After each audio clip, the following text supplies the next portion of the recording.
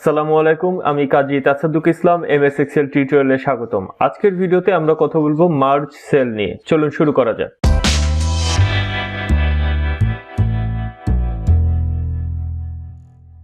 আমাদের একটি performance report আছে। আমরা এই হেডারটাকে বা এই পারফরমেন্স রিপোর্টের এই লেখাটাকে একদম সেন্টার করতে চাচ্ছি এবং এই সেলগুলোকে রিমুভ করে দিতে চাচ্ছি এবং সবগুলো সেলকে একটা সেলে কনভার্ট করতে চাচ্ছি। এটা হচ্ছে সেলকে মার্জ করা। এটা করার জন্য আপনাকে যে সেলগুলোকে মার্জ করবেন সেটাকে সিলেক্ট করবেন, তারপরে হোম ট্যাবের মার্জ এন্ড সেন্টার এখানে ক্লিক করবেন। তাহলে সবগুলো সেল রিমুভ হয়ে একটি সেলে কনভার্ট হয়ে গেল এবং আমাদের যে টেক্সটটি ছিল সেটা সেন্টারে অ্যালাইন হয়ে গেল। এবং যদি আমি এই সেলে ক্লিক করি, এখানে সেল নাম্বার হিসেবে A1 টাকে কাউন্ট করা হবে। সেল B1, C1, D1 এবং E1 বলে কোনো সেল থাকবে না, সবগুলো মিলে একটি সেল হবে সেল A1। এটা হচ্ছে মার্জ সেল। যদি এরকম সিচুয়েশন হয় আপনি কয়েকটি সেল একসাথে মার্জ করতে চান, সেক্ষেত্রে আপনি সবগুলো সেল সিলেক্ট করে এখানে মার্জ এন্ড সেন্টারে ক্লিক করতে পারেন। তাহলে এই সেলগুলো মার্জ হয়ে গেল, এখানে সবগুলো সেল মিলে একটি সেল হলো। যদি এমন হয় আপনি শুধুমাত্র কলামগুলোকে মার্জ করবেন, রো গুলো সেম থাকবে। এখানে আপনি দেখতে পাচ্ছেন রো এবং কলাম সবকিছু মিক্সড হয়ে একটা সেল হয়ে গিয়েছে। আমরা চাচ্ছি শুধুমাত্র কলামগুলো মার্জ হবে কিন্তু রো গুলো সেপারেটই থাকবে। যেমন এখানে আমি প্রত্যেকটা কমেন্টস অ্যাড করতে চাচ্ছি এবং এই সবগুলো সেল মিলে একটি সেল কনভার্ট করতে চাচ্ছি।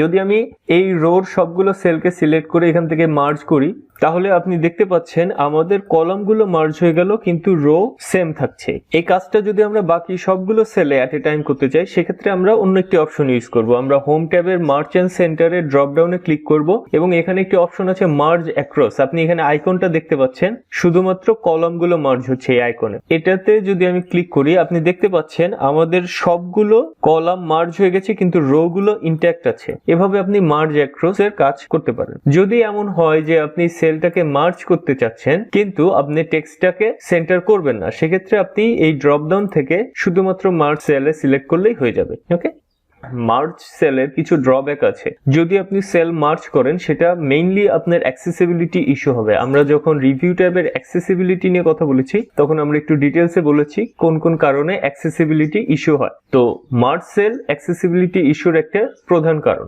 সেকেন্ড আরেকটি ড্রব্যাক হচ্ছে আপনি চাইলেই সেলকে সর্টিং করতে পারবেন না যদি আপনার সেল মার্জ থাকে।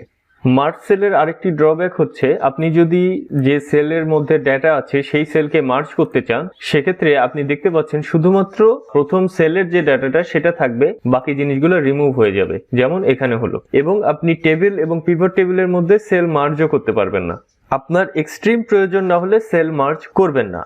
এখন আমি আপনাদের একটি মার্জ সেলের অল্টারনেটিভ দেখাবো। যদি আমরা এই সেলগুলোকে মার্জ না করেও আমাদের এই টেক্সটটাকে সেন্টার করতে পারি তাহলে কেমন হয়। আমি সবগুলো সেলকে সিলেক্ট করে নিলাম। এখন রাইট ক্লিক করে ফরম্যাট সেলে ক্লিক করবেন এবং এখান থেকে অ্যালাইনমেন্ট ট্যাবটাকে সিলেক্ট করে এখানে একটি অপশন আছে টেক্সট অ্যালাইনমেন্ট এবং এখানে এই জেনারেল ড্রপ ডাউনটাকে আপনি সিলেক্ট করবেন। এখানে একটি অপশন আছে সেন্টার অ্যাক্রস সিলেকশন। এটাতে যদি আপনি সিলেক্ট করেন এবং ওকেতে ক্লিক করেন, আপনি দেখতে পাচ্ছেন এই সেলটাকে দেখে মনে হচ্ছে এটা একটা মার্জ সেল, কিন্তু আপনি প্রত্যেকটা সেলেই ক্লিক করে দেখতে পারেন আলাদা আলাদা সেল নাম্বার নেম বক্সে দেখা যাচ্ছে। এটা দেখতে মার্জ সেলের মতোই, মার্জ করার কোনো দরকার নেই। আপনি এই পদ্ধতি ব্যবহার করেও আপনার রিপোর্টটাকে আকর্ষণীয় করে তুলতে পারেন। আজকের ভিডিও এই পর্যন্তই। আশা করি আপনাদের ভালো লেগেছে। পরবর্তী ভিডিওতে আমরা দেখাবো কিভাবে সেলগুলোকে আনমার্জ করতে পারবেন। চ্যানেলটি অবশ্যই সাবস্ক্রাইব করবেন। পরবর্তী টিউটোরিয়ালে দেখা হবে ইনশাআল্লাহ। আসসালামু আলাইকুম।